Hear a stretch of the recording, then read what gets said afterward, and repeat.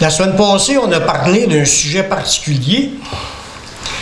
On a parlé de la Pâque, on a commencé à parler de la Pâque, puis en parlant de la Pâque, ben, j'ai commencé à expliquer aussi qu'est-ce qui s'était produit lorsque la Pâque était instituée.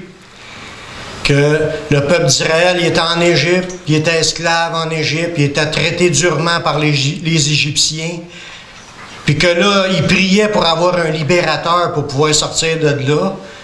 Puis ils ont été exaucés, Dieu leur a envoyé Moïse, puis il a équipé Moïse d'une onction, la puissance de Dieu était avec lui, puis là, il s'est passé des signes, des prodiges, des miracles, mais ils n'ont pas eu leur délivrance, excepté à la 10e plaie d'Égypte, quand Dieu a frappé les Égyptiens, à la 10e plaie, c'est là que la délivrance a eu lieu, que le peuple a pu sortir d'Égypte.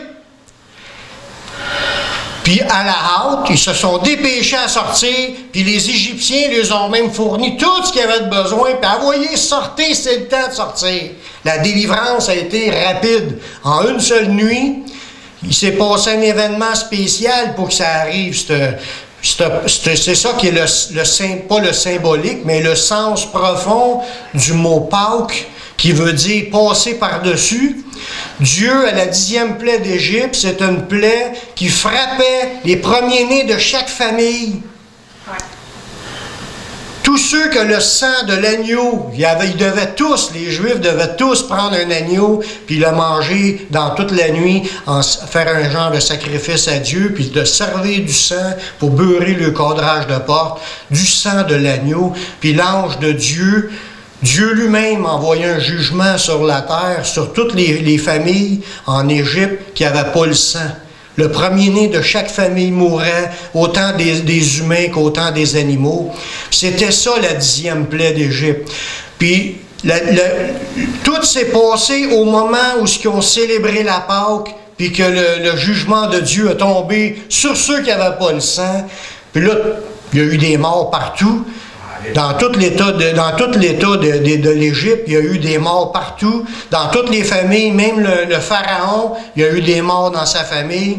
Puis là, le peuple d'Israël, Dieu a dit, vous sortez. Là, c'était la délivrance du peuple juif. Fait que le mot Pâques, comme j'ai commencé à vous l'expliquer, ça veut dire passer par-dessus.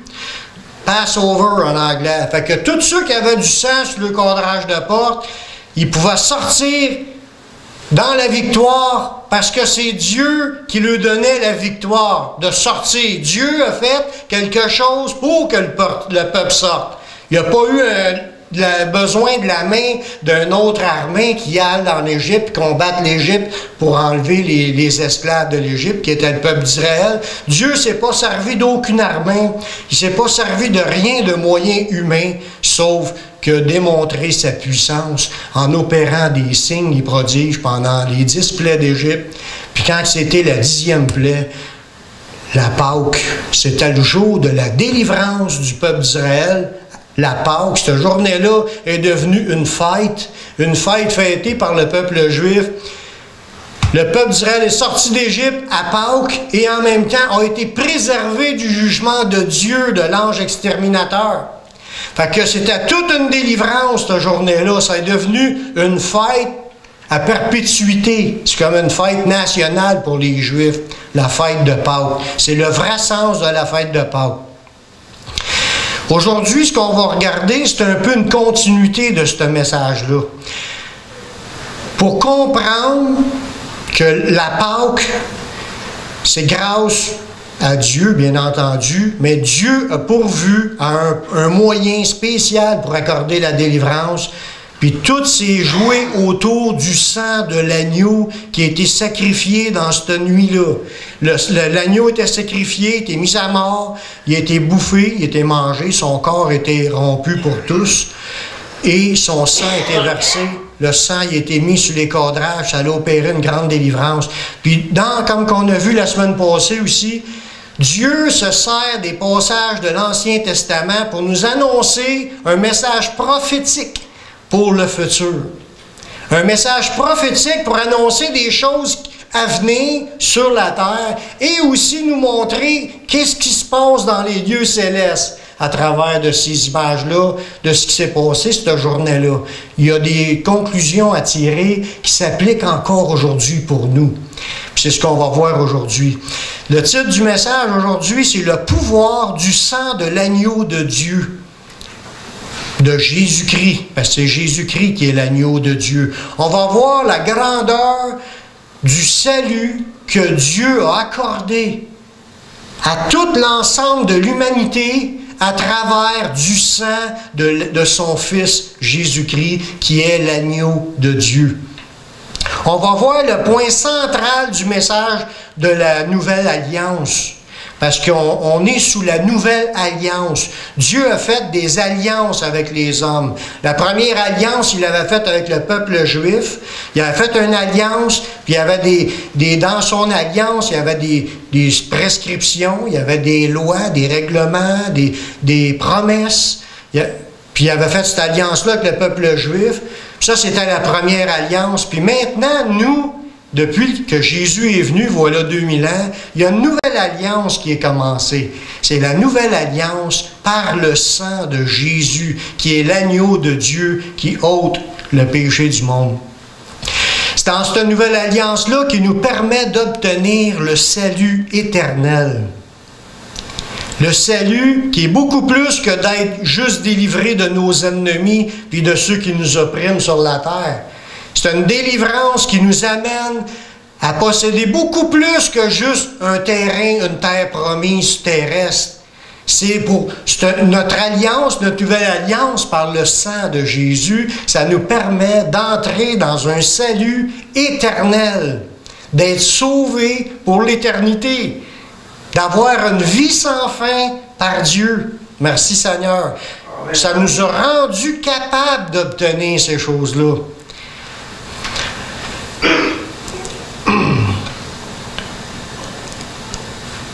La semaine passée, je vous ai expliqué un peu ce qui s'est passé avec le peuple juif pour qu'on comprenne le parallèle que Dieu s'est servi dans le temps de cette fête-là, quand il l'a appelé la Pâque.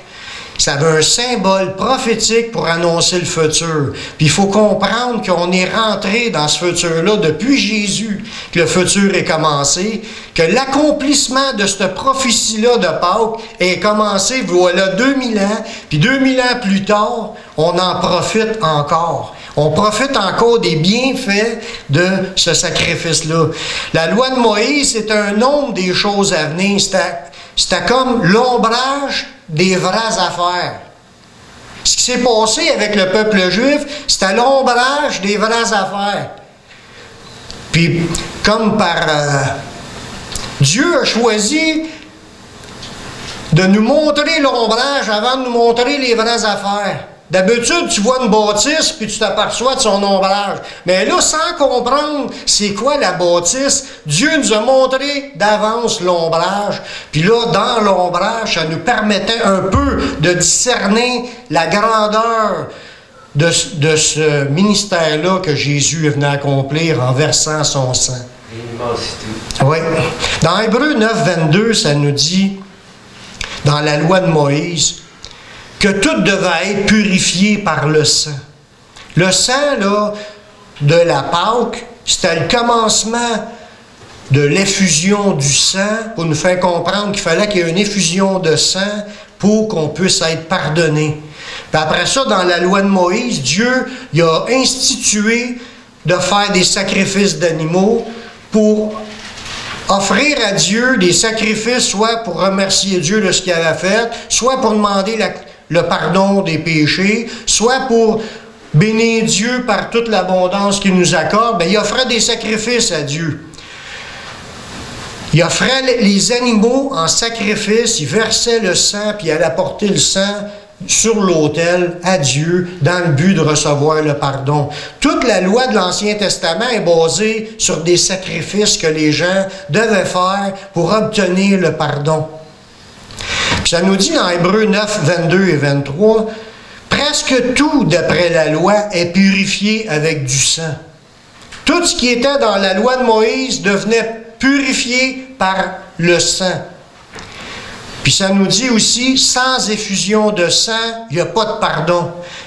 La loi était là pour nous montrer un ombrage de quelque chose encore beaucoup plus grand qui s'en venait, puis c'est arrivé 1500 ans plus tard, à la venue de Jésus, mais les gens étaient déjà préparés à comprendre que ça prenait du sang pour purifier. Le verset 23, il était donc nécessaire, puisque les images des choses qui sont dans les cieux, on a dit que la loi c'est une image des choses à venir et une image des choses célestes. Fait que la loi c'est une image, c'est à l'ombrage des choses du ciel. On voit dans ce passage-là, puisque les images des choses qui sont dans les cieux devaient être purifiées de cette manière, par le sang, que les choses célestes elles-mêmes le fussent par des sacrifices plus excellents que ceux-là. Si, on va vous expliquer ça, qu'est-ce que Hébreu essaye de nous dire, c'est que dans ce temps-là, l'ombrage des choses à venir, ça nous démontrait qu'il fallait qu'il y ait une effusion de sang pour avoir du pardon. Mais ça, c'était l'ombrage des choses célestes. Pour comprendre que même dans les lieux célestes, ça prenait l'effusion du sang pour être pardonné. Sauf que ça prenait un sang plus excellent que celle qui avait été offerte par des sacrifices d'animaux. Ça prenait le sang de quelque chose de plus excellent. Jésus. Du Créateur lui-même, qui a décidé de venir en forme humaine pour verser son sang. Et ça, c'est quelque chose pour nous montrer là-dedans que le sacrifice venait pas des hommes ni des animaux. Le sacrifice venait de Dieu. Jésus il est venu envoyé par le Père. Jésus il est venu par lui-même parce qu'il était Dieu lui-ci, mais il est envoyé par le Père dans le but de s'offrir en sacrifice. Il savait, avant même de venir sur la terre, qu'il devait aller payer, puis mourir sur la croix, puis verser son sang. Puis il a fallu qu'il apprenne aux gens qui étaient autour de lui à comprendre qui était lui, en tant que ce Messie qui venait pour nous sauver. Puis Jean-Baptiste, il a été envoyé avant Jésus pour présenter Jésus au monde, pour présenter Jésus aux autres. Il fallait que Jean-Baptiste soit convaincu que Jésus était l'agneau de Dieu qui ôte le péché du monde. Il fallait que Jean-Baptiste soit convaincu, puis que Jean-Baptiste, dans son zèle, il le prêchait à tout le monde de cette époque-là, qui était dans ce territoire-là. Ça nous le dit dans Jean 1, 29, quand Jean-Baptiste a réalisé que Jésus était le Messie, qui était le oint, qui était celui qui baptiserait du Saint-Esprit et de feu tous les gens. Mais là, il a vu venir Jésus à lui, puis il a dit, dans Jean 1, 29, il vit Jésus venant à lui, puis il dit, voici l'agneau de Dieu qui ôte le péché du monde. Ça, c'était une révélation qui était nécessaire, parce que tout le monde dans ce temps-là offrait encore des sacrifices d'animaux dans le temple. Tout le monde se fiait aux sacrifices d'animaux, prenait un agneau, puis l'offrait en sacrifice, versait le sang pour être pardonné de leurs péchés. C'était naturel pour tout le monde dans leur pensée d'acheter un agneau et d'offrir en sacrifice. Puis là, Jean-Baptiste est en train de commencer à dire autre chose. Il a dit, maintenant, voici l'agneau de Dieu qui ôte le péché du monde. Jésus a commencé à être présenté au monde comme étant l'agneau qui enlèvera les péchés. Dans l'histoire, comme j'ai dit tantôt, ce qui s'est passé avec le peuple juif, là, qu'à la Pâque, il y avait eu la sortie du peuple juif de l'Égypte, que ça nous amenait à comprendre une vérité des choses à venir, un nombre des choses à venir, qui viendrait un agneau de Dieu, un Messie de Dieu, un oint de Dieu, qui serait destiné à venir verser son sang pour apaiser la colère de Dieu, pour ceux qui croiraient en lui. C'est fort que ce que je vous dis là. Il fallait que la colère de Dieu soit apaisée, et ça prenait le sacrifice d'un animal dans l'Ancien Testament pour apaiser la colère de Dieu sur nos péchés. Puis là, c'était pas suffisant pour les choses célestes, ça prenait un sacrifice encore plus parfait. C'est pour ça que Jésus est venu pour présenter le sien, son sang, à Dieu le Père, pour apaiser la colère de Dieu sur tous ceux qui voudraient croire en son sacrifice. Ça, on voit ça dans Romains 3, le verset 25.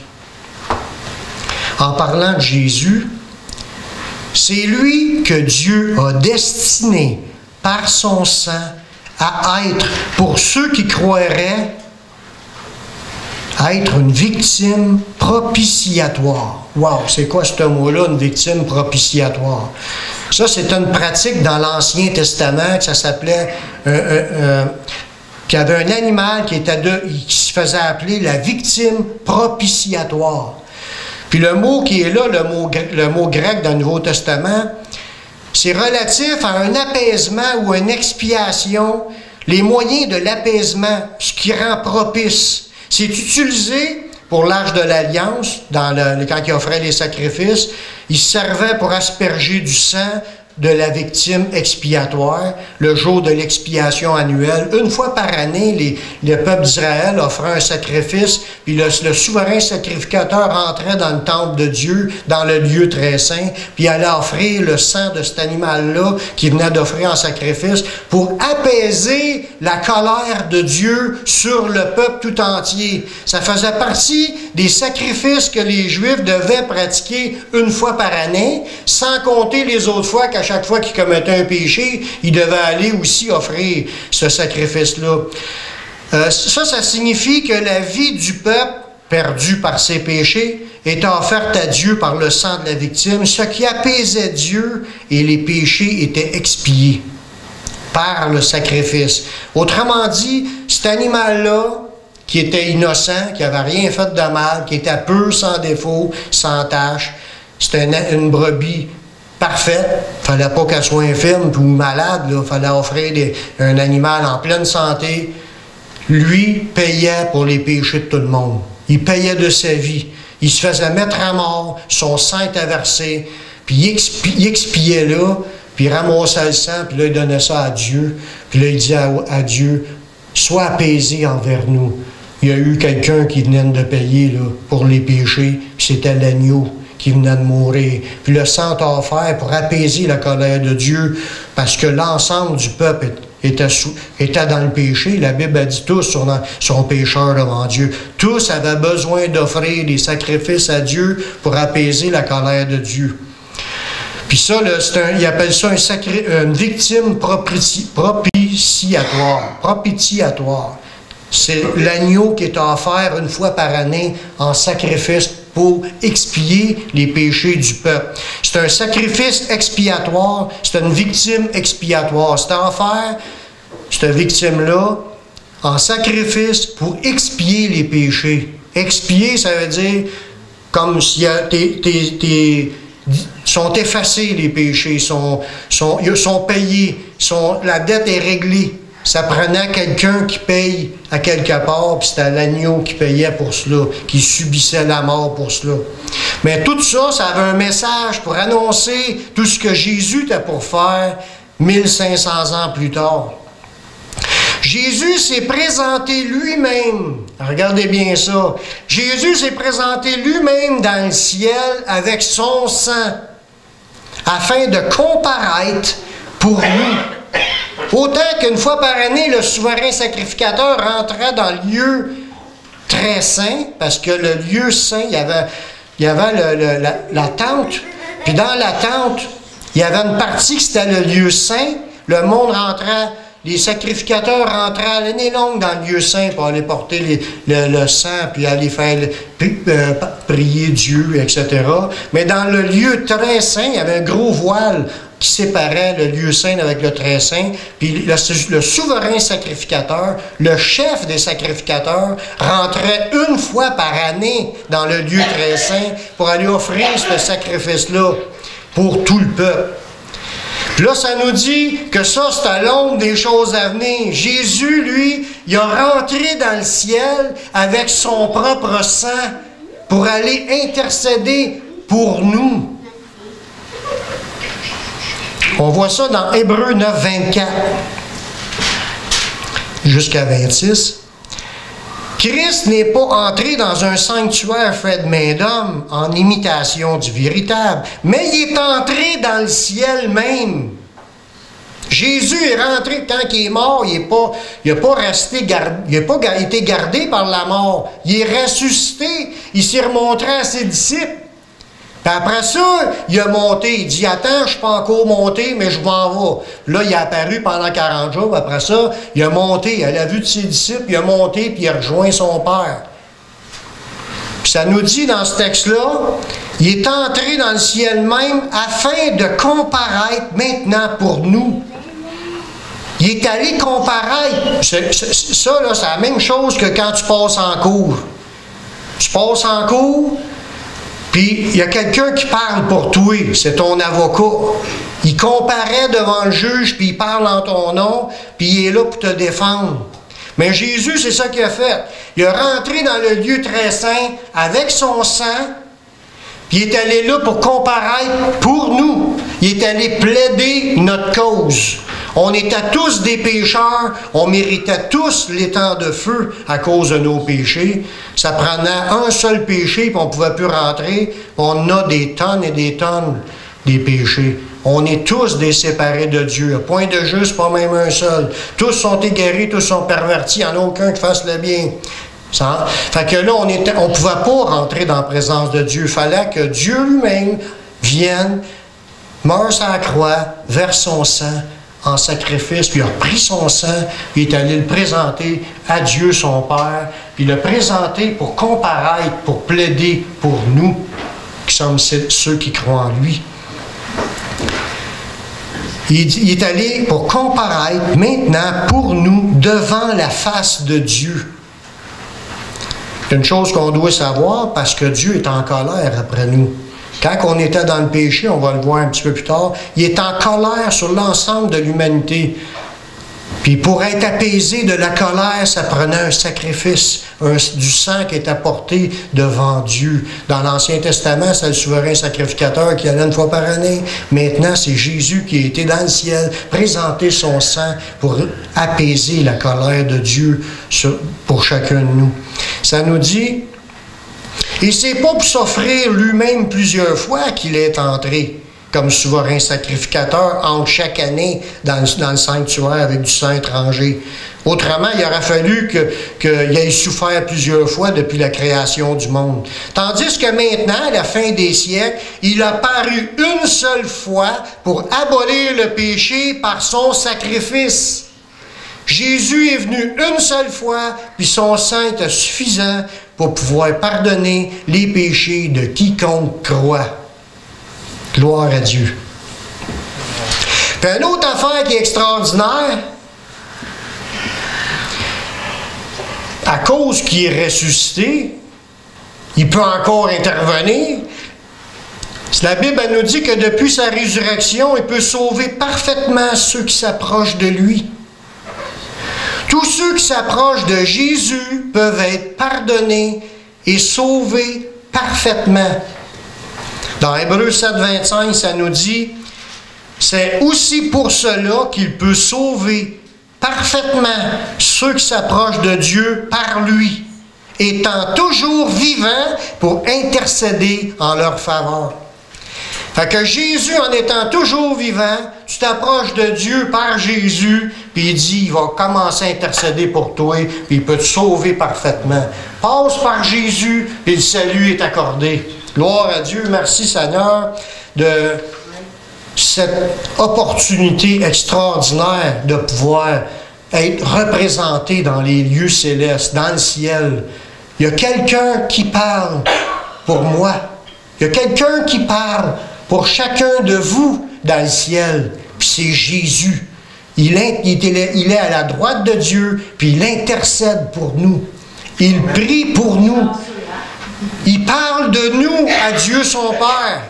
Puis quand on fait des fautes, on demande pardon, le sang de Jésus continue à nous purifier. Nous sommes purifiés par son sang. Tout devait être purifié par du sang. Puis le sang de l'ancienne alliance était toujours à être répété, tandis que Jésus n'est paru qu'une seule fois pour régler l'histoire du péché. Merci Seigneur. Amen. Quelques-uns des avantages pour ceux qui croient en son sang versé, le sang de l'agneau qui ôte les péchés du monde. Par le sang de Jésus-Christ, nous sommes délivrés du péché, puis il a fait de nous un royaume. À cause de son sang qui était versé. S'il n'aurait pas versé son sang, ça aurait été impossible. Dans Apocalypse 1, le verset 5 et 6, ça nous dit: et de la part de Jésus-Christ, le témoin fidèle, le premier-né des morts, le prince des rois de la terre, à celui qui nous aime, qui nous a délivrés de nos péchés par son sang. Il nous a délivrés de nos péchés par son sang. Donc, le peuple de Dieu est délivré de ses péchés. Quand tu viens à Jésus, tu peux en avoir une montagne de péchés. Puis quand tu viens à Jésus, il te délivre de tes péchés et de ses conséquences. Et qui a fait de nous un royaume des sacrificateurs pour Dieu son Père. À lui soit la gloire, la puissance au siècle des siècles. Amen. Ça nous donne de faire partie de la famille de Dieu, du peuple de Dieu. À cause de son sang, on est pardonné, puis il a fait de nous le peuple saint, le peuple de Dieu. On est les représentants de Dieu sur la terre. On est des enfants de Dieu. On est des sacrificateurs pour Dieu. On est le peuple de Dieu. Nous sommes les saints du royaume qui vont vivre éternellement. À cause que Jésus a versé son sang, on a accès à toutes les promesses de Dieu pour la vie éternelle. C'est extraordinaire. Par le sang de Jésus-Christ, nous sommes déclarés justes et sauvés de la colère de Dieu. Ça, j'en ai parlé un petit peu tantôt, mais j'en parle encore un petit peu. Dans Romains 5, 9. Comme j'ai dit tantôt, le souverain sacrificateur, il allait offrir une fois par année le sang de la victime propitiatoire dans le but d'apaiser la colère de Dieu sur le peuple. Jésus est allé devant son Père présenter son sang, qui est lui-même la victime expiatoire, pour nous apaiser, pas juste l'apaiser, pour nous délivrer de la colère à venir. Dans Romains 5,9, ça dit: à plus forte raison, donc, maintenant que nous sommes justifiés par son sang, serons-nous sauvés par lui de la colère. Il faut comprendre que Dieu, même si Dieu est amour, même si Dieu nous aime tellement qu'il a donné son Fils unique pour nous, afin que quiconque croit en lui ne périsse point, mais qu'il ait la vie éternelle, même si Dieu est amour, Dieu est juste. Puis il ne laissera pas le méchant impuni. Il ne laissera pas le coupable sans conséquence. Autant que pour nous délivrer de nos conséquences de nos péchés, il a fallu que quelqu'un paye la dette à notre place. Mais autant que ceux qui n'ont pas voulu recevoir le pardon, Dieu est encore en colère contre eux. Puis il a annoncé dans sa parole que sa colère va être déversée sur la terre. Et en plus, c'est le jugement éternel du grand trône blanc, que quiconque qui ne fut pas trouvé inscrit dans le livre de vie va être jeté dans l'étang de feu. Dieu ne fait pas de passe-droit. Il ne fait pas d'injustice. Il laisse pas le péché impuni. Ça prend quelqu'un qui est puni pour les désobéissances. Heureusement qu'il a envoyé quelqu'un payer à notre place pour qu'on puisse être libéré de la colère à venir. Sinon, on aurait été chantier comme le reste du monde qui vont l'être. Lorsque Jésus-Christ reviendra, ça nous dit, il vient pour prendre ce qui lui appartient, puis il vient pour punir ceux qui ne connaissent pas Dieu et ceux qui n'obéissent pas à l'Évangile de notre Seigneur Jésus. Puis ils auront pour châtiment une ruine éternelle, loin de la face du Seigneur et de la gloire de sa force.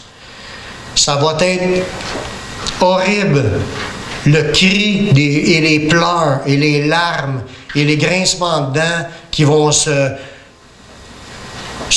manifester lorsque Jésus-Christ va les rejeter. Lorsque Jésus va revenir, il va avoir toutes les nations devant lui, puis il va séparer les brebis d'avec les boucs, puis il va prendre ses brebis, puis il va dire, « Venez, vous qui êtes bénis de mon Père, prenez possession du royaume. » Puis les boucs, ceux qui n'étaient pas à lui, il va dire, « Retirez-vous de moi, maudits, puis allez dans le feu éternel qui était préparé pour le diable et pour ses anges. » Ça va être terrible, le rejet, de subir la colère de Dieu, puis d'être rejeté de sa présence pour l'éternité. Dieu est en colère, comme je disais tantôt, puis à cause de Jésus, dans Romains 5,9, on vous relit le verset, « À plus forte raison donc, maintenant que nous sommes justifiés par son sang, serons-nous sauvés par Jésus de la colère. » On est justifié par son sang. Vous savez ce que ça veut dire? Vous êtes déclarés des justes à cause du sang de Jésus. À cause du sang de Jésus, vous êtes... Dieu vous regarde, puis il voit le sang de Jésus sur vous, puis il dit ça, c'est un juste. C'est quelqu'un qui m'appartient. Il est libéré de la colère. Mais à cause que, c'est ce qu'il nous dit, qu'on est justifié par son sang, on est déclaré juste, on n'aura pas à subir la colère de Dieu. Il dit, celui qui croit en moi, ça nous dit, il est passé de la mort à la vie. Puis il dit qu'il ne vient point en jugement. Il est passé de la mort à la vie, à cause qu'on croit en Jésus. Amen. Amen. Un autre passage dans Jean 3,36, ça nous dit, celui qui croit au Fils a la vie éternelle. Celui qui ne croit pas au Fils ne verra point la vie. Mais la colère de Dieu demeure sur lui. Voyez-vous, Dieu, même s'il est amour, il est aussi en colère contre ceux qui ne se repentent pas. C'est pas moi qui l'ai inventé, c'est écrit. Puis à cause du sang de Jésus, on est sauvé de la colère. On ne passera pas devant le jugement. Parce qu'on est déclaré des justes, pas parce qu'on était meilleurs, parce qu'on a eu mis notre foi dans le Sauveur du monde. Puis grâce à son sang, nous avons maintenant une libre, je vais le lire dans un prochain verset, une libre entrée dans son sanctuaire. Justement, c'est le verset, il fallait que je lise. Par le sang de Jésus, le sang de Jésus-Christ nous donne une libre entrée dans le sanctuaire céleste. Ça nous le dit dans Hébreux 10, 19. Ainsi donc, frères, puisque nous avons au moyen du sang de Jésus une libre entrée dans le sanctuaire. Une libre entrée, quand on dit c'est entrée libre, c'est gratis, c'est gratuit. Tu rentres comme tu veux. Si on fait une activité, on fait un film, puis c'est marqué entrée libre, tout le monde sont bienvenus, c'est gratuit. C'est pas parce que c'était cheap puis que ça vaut rien que c'est libre. Non, ça coûtait cher pour pouvoir que ça soit libre. C'est que la dette a été payée pour que ça soit libre. Jésus-Christ a payé de sa vie comme étant la victime qui a subi les souffrances puis qui a versé son sang dans le but de nous rendre l'entrée libre. C'est extraordinaire d'avoir l'entrée libre, mais ça a coûté cher. Ça a coûté la vie de Dieu. Par le sang de Jésus-Christ, nous avons été rachetés. Ça veut dire qu'il a payé notre dette. C'est comme un prêt sur gage. Tu vas t'amènes ton objet au prêt sur gage, tu as besoin d'argent, tu amènes ta télévision, tu lui laisses ta télévision, elle vaut 500$, tu lui dis passe-moi 150$, il te prête 150$ sur ta télévision. Ben, en réalité, t'as toi la télévision, mais elle ne t'appartient pas vraiment, elle ne t'appartient plus vraiment tant que tu n'as pas réglé la dette que tu as dessus. La journée que ta dette sera payée, tu pourras récupérer ta télévision. Tu as mis ta télévision là, et là, tant que la dette n'est pas payée. Saviez-vous qu'à cause de nos péchés, on avait tous une dette? On avait une dette à Dieu. Puis on appartenait à qui à cause de nos péchés? Au diable, la Bible nous dit. Le monde entier est sous la puissance du malin, que ça nous dit. Ça veut dire que l'ensemble de l'humanité se doit, elle ne s'appartient plus. C'est le diable qui est le propriétaire. Quand on est nous au monde dans le péché, puis qu'on a péché nous-mêmes, on était déjà sous l'emprise du diable, sur la possession du diable, sur le contrôle du diable. Il nous menait comme qu'il voulait. Puis il fallait que quelqu'un paye ce que ça coûte comme dette pour pouvoir nous récupérer. C'est Dieu qui était le propriétaire de tout. Mais en se donnant au diable, on appartenait au diable.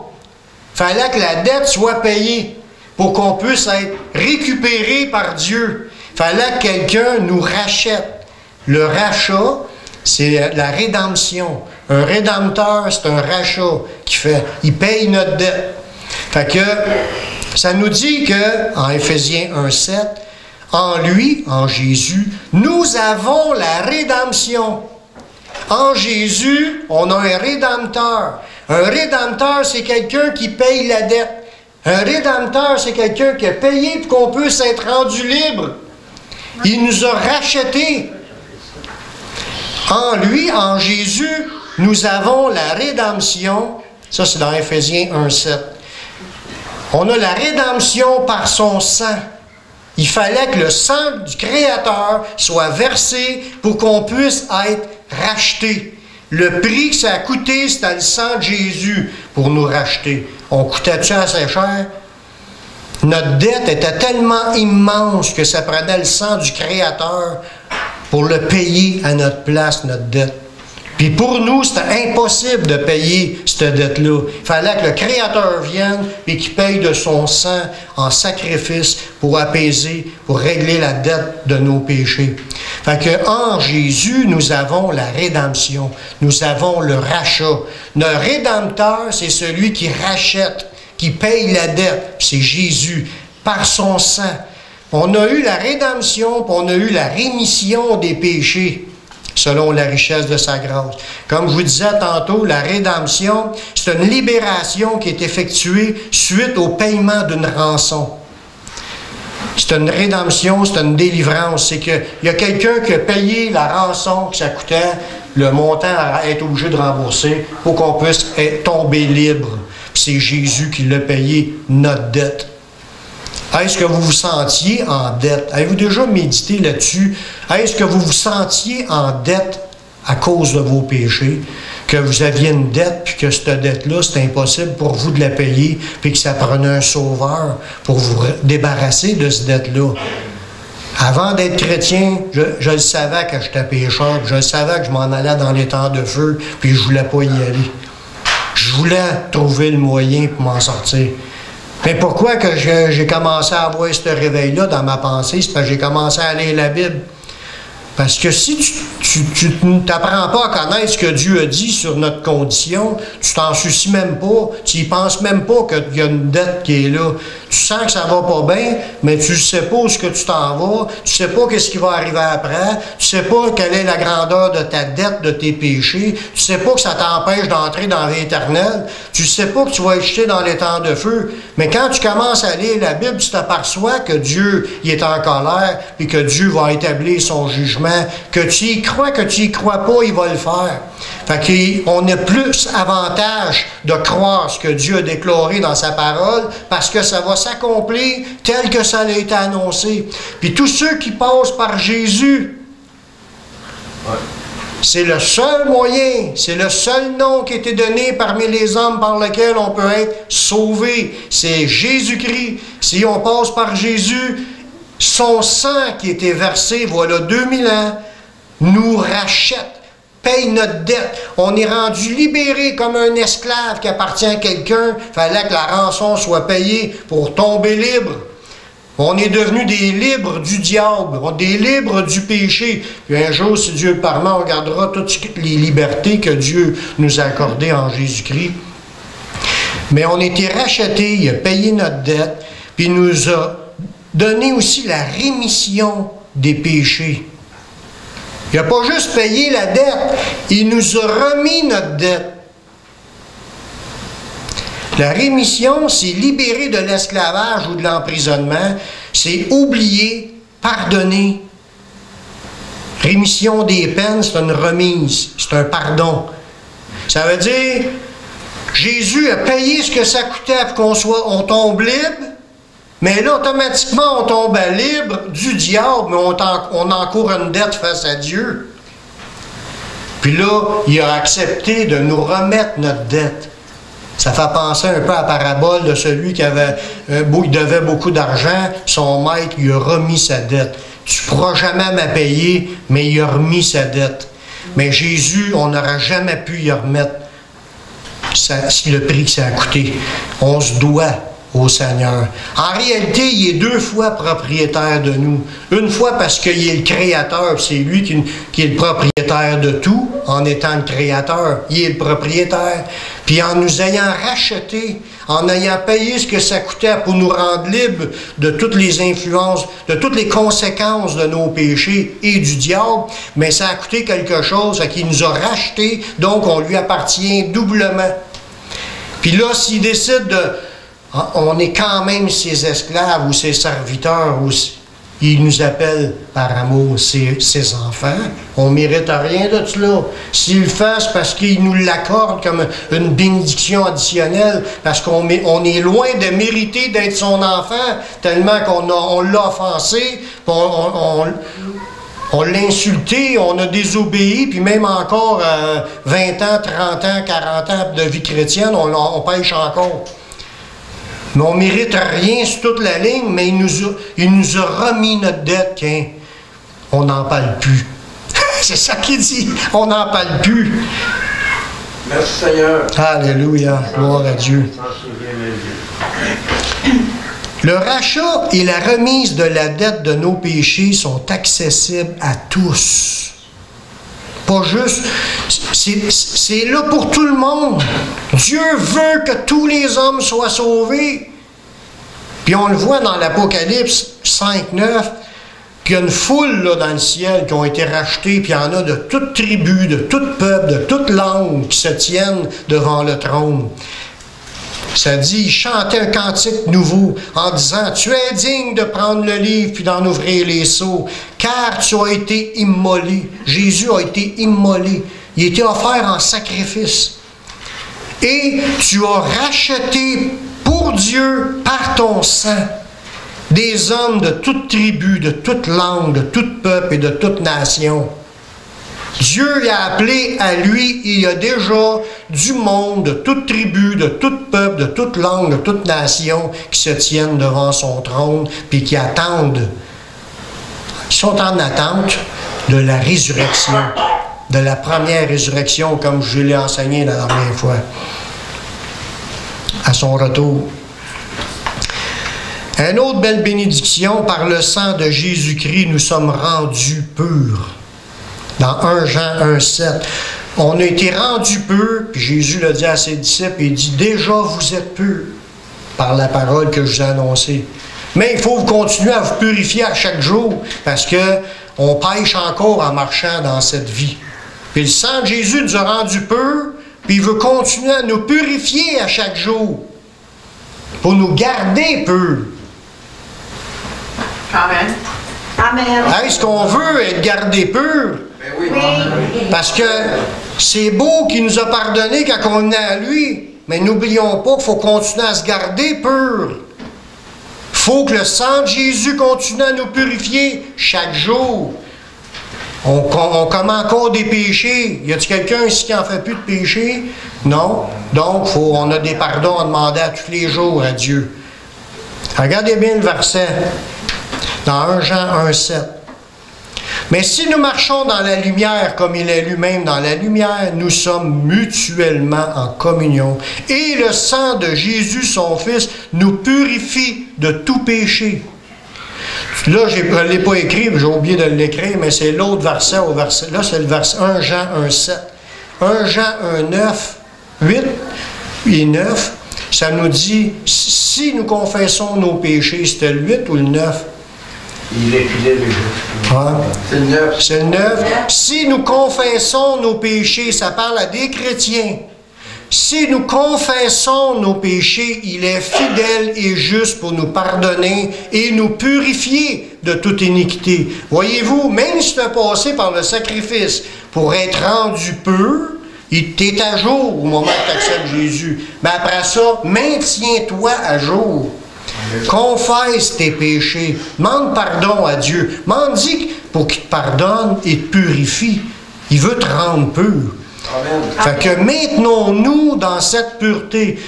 Dans pas long, aussitôt que Dieu va le permettre, on va étudier le passage du lavement des pieds que Jésus a fait avec ses disciples.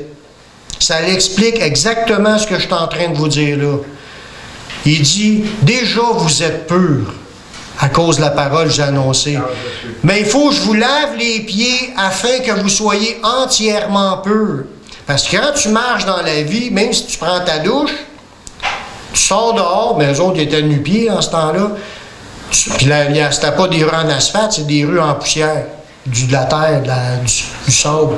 Tu sors dehors, tu t'es lavé tes purs. Tu sors dehors, tu marches, tu te salis les pieds en marchant. Donc, il fallait que tu te relaves les pieds. Quand il rentrait d'une maison, il lavait les pieds des gens qui rentraient dans la maison pour se maintenir pur. Puis Jésus a fait un enseignement avec tout cela. On va regarder ça un jour, puis on va le faire ensemble. Qu'est-ce qu'il a fait avec ses disciples? Mais pour revenir le sang de Jésus-Christ, par le sang de Jésus-Christ, nous sommes rendus purs et il nous maintient purs si nous confessons nos péchés. Puis ça, je vais l'écrire, le verset 9.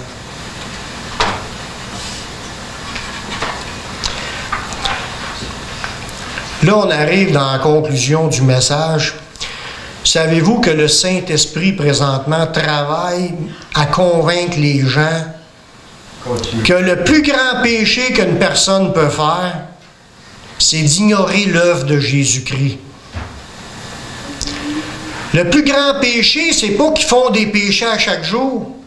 C'est de ne pas vouloir se repentir puis de recevoir le sang de Jésus qui vient les couvrir, puis qui les rend purs, puis qui les sauve de la colère à venir, puis tous les avantages qu'on a, qui nous donnent une libre entrée dans le sanctuaire. C'est de refuser l'œuvre de Jésus, puis de refuser que le sang de Jésus les purifie. C'est ça qui est le plus grand péché. Ils ne croient pas en Jésus. Ils ne croient pas que Jésus est le Messie, puis que c'est son sacrifice qui peut nous sauver. Dans Jean 16, le verset 8 et 9, ça nous dit, et quand il sera venu le Consolateur, là, il convaincra le monde en ce qui concerne le péché. En ce qui concerne le péché, la justice et le jugement. En ce qui concerne le péché, parce qu'il ne croit pas en moi. Le Saint-Esprit, son travail, c'est d'amener les gens à croire en Jésus. Ça, c'est le plus grand péché qui peut arriver quand quelqu'un refuse de croire en Jésus. Quand tu refuses, il n'y a plus rien pour toi pour t'en sortir. Il y avait juste le sang de Jésus. C'est le plus grand péché qu'une personne peut faire, c'est de passer à côté de l'œuvre. De croire au sacrifice de Jésus. Voyez-vous, ce qu'on a vu là présentement, c'est un parallèle entre la Pâque de l'Ancien Testament, de l'Ancienne Alliance, et la Pâque de la Nouvelle Alliance. À la Pâque de l'Ancien, un agneau est offert en sacrifice. Savez-vous qu'à la Pâque, la dernière Pâque de Jésus qui était sur la terre, c'était la journée de la Pâque, la même journée fêtée par les Juifs. C'était la fête de la Pâque, la fête qui était célébrée dans le but de se rappeler que l'agneau avait été offert en sacrifice et que le sang avait été mis sur ses cadrages. C'est cette même journée-là que Jésus a fait la dernière scène avec ses disciples, la Sainte Seine, et qui a expliqué que Jésus avait le sang de la Nouvelle Alliance et que Jésus était pour être mis à mort la journée de Pâques. La même journée que l'agneau a été mis à mort pour que le peuple d'Israël sorte d'Égypte, la même journée de Pâques, Jésus a été mis à mort puis qu'il a versé son sang pour qu'on puisse être pardonné. Jésus était l'agneau de Dieu, puis il est mort la journée de Pâques, la même chose que ça s'est arrivé dans l'Ancien Testament. Cette journée-là était plus que juste une fête. C'est une journée prophétique, puis Dieu s'en est servi pour révéler le Messie. Dans Luc 22, le verset 12 à 14, Jésus a dit à ses disciples d'aller préparer, aller voir un tel, puis il dit, où est le lieu pour que je prépare la Pâque? Puis là, ils ont trouvé le lieu, puis là, ils ont préparé la Pâque. Les Juifs devaient préparer la Pâque. Ils devaient acheter préalablement un agneau, puis ils devaient le garder pendant 7 jours, je pense. Puis là, après ça, la journée de Pâques, c'est là qu'ils préparaient. La journée de Pâques commençait le soir.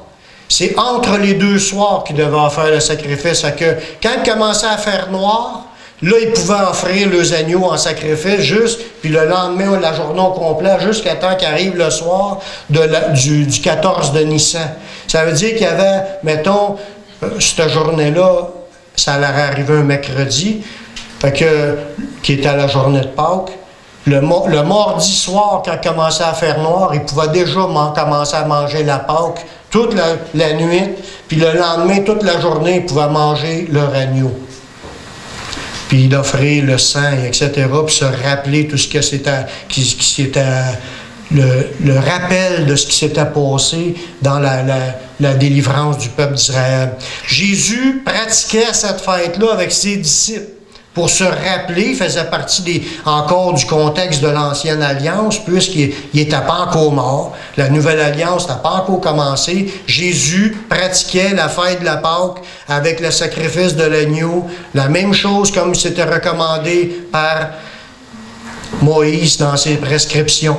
Puis là, il a demandé à ses disciples, Luc 22, 12 à 14, puis là, il a envoyé ses disciples chercher puis préparer la Pâque, puis il vous montrera une chambre haute, meublée. C'est là que vous préparerez la Pâque. Ils partirent et trouvèrent les choses